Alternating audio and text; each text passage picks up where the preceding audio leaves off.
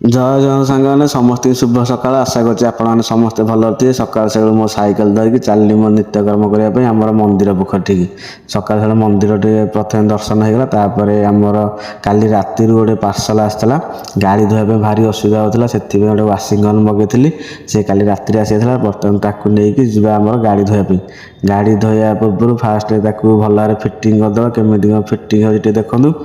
ବର୍ତ୍ତମାନ ଫିଟିଂ ଆମର ସରିଗଲା, ଗାଡ଼ିଟା ଏବେ ଧୁଆ ଚାଲିଲା। ମୁଁ ଯେତିକି ଭାବୁଥିଲି ତାଠୁ ଅଧିକ ପ୍ରୋଫାନ୍ସ ଦେଉଛି ମେସିନ୍ ଗନ୍ଟି।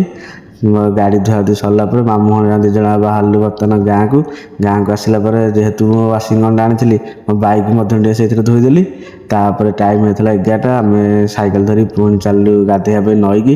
ସବୁ ପିଲା ପ୍ରାୟ ଗାଧୋଇକି ଆସୁଛନ୍ତି, ଆମେ 2 ଜଣ ବର୍ତ୍ତମାନ ସାଙ୍ଗ ହେଇକି ଯାଉଛୁ ଗାଧୋଇବା ପାଇଁ ନଈକି ଗଲା ପରେ ସବୁ ପିଲା ଆମର ସେ ଯେଉଁ ଭାଡ଼ି ଅଛି ଆମ୍ବ ଗଛ ମୂଳରେ ସମସ୍ତେ ପୁରା ସେଇଠି ପୁରା ବସି ପଡ଼ିଛନ୍ତି, ଖଟି କରୁଛନ୍ତି।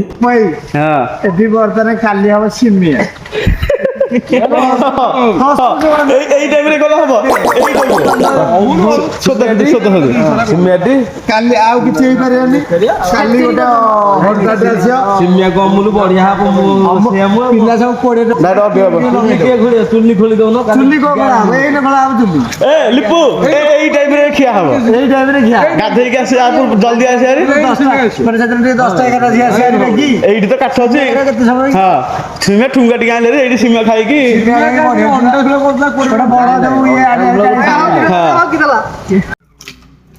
ସାଙ୍ଗମାନେ ବର୍ତ୍ତମାନ ସମୟ ଟିକେ ଦେଖିଦିଅନ୍ତୁ, 1:30 ହେଲାଣି। ଆଉ ମୁଁ ଗାଧେଇକି ଆସିନଥିଲି, ଆଉ ମୁଁ ଭାତ ବି ସକାଳୁ କିଛି ଖାଇନଥିଲି। ଆଉ ମୋତେ ଅପେକ୍ଷା କରିକି ଏପଟେ ବୋଉ ବି ଆମର କିଛି ଖାଇନି, ସକାଳୁ ଉପାସ ବଇଛି। ଆଉ ଆଜି ମୋ ତ ଡ୍ୟୁଟି କିଛି ନାହିଁ, ସେ ଜାଣିଛି, ସେଥିପାଇଁ ସେ ଏକୁଟିଆ ଖାଇବନି। ଆଉ ଅପେକ୍ଷା କରି ବସିଛି। ମୋତେ 1:30 ମୁଁ ଗାଧେଇକି ଆସିଲି। ଆଉ ଭାତ ବର୍ତ୍ତମାନ ଖାଇବାକୁ ଚାଲିଲୁ। ଆଜିର ଖାଇବାଟା ବର୍ତ୍ତମାନ ପଖାଳ, ତା ସହିତ ଆଳୁ ବାଇଗଣ ପାଗ, ଏପଟେ ଟମାଟୋ ଖଟା, ଆଉ ଆମର ଫୁଲକୋବି ତରକାରୀ, ଆଉ ଏପଟେ ଆମର କଦଳୀ ଭଜା। ପଖାଳ ଆଜି ଡେରି ହେଲାଣି ଭାତ ଖିଆ। ମୋ ପୁଅକୁ ଅନେଇକି ଭାତ ଖାଇ ଆସିନଥିଲା ତାମାନେ। ରେଡି ମାମୁଁ ରେଡି। ସନ୍ଧ୍ୟାବେଳେ ଆମର ପହଞ୍ଚି ଯାଇଥିଲେ ଚାହା ଖଟିରେ। ସବୁ ପିଲା ଆମର ଶୀତ ପାଗକୁ ସନ୍ଧ୍ୟାବେଳେ ଟିକେ ଚାହା ପିଇବାରେ ବ୍ୟସ୍ତ ଅଛନ୍ତି।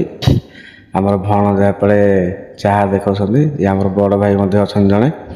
ଆଉ ମୁଁ ତ ଚାହା ପିଏନି, ମୁଁ ସେଥିପାଇଁ ଚାହା ପିଇଲିନି। ସାଙ୍ଗରେ ଲେଟ୍ ହେଲାଣି, ଚାଲନ୍ତୁ ଜଲ୍ଦି ଘରକୁ ଯିବାରି। ଯଦି ଆପଣମାନଙ୍କ ଭିଡ଼ିଓ ଭଲ ଲାଗିଛି ଲାଇକ୍ କରିବେ, ସେୟାର କରିବେ, ଚ୍ୟାନେଲକୁ ସବସ୍କ୍ରାଇବ୍ କରିବେ। ରହିଲି, ଜୟ ଜଗନ୍ନାଥ।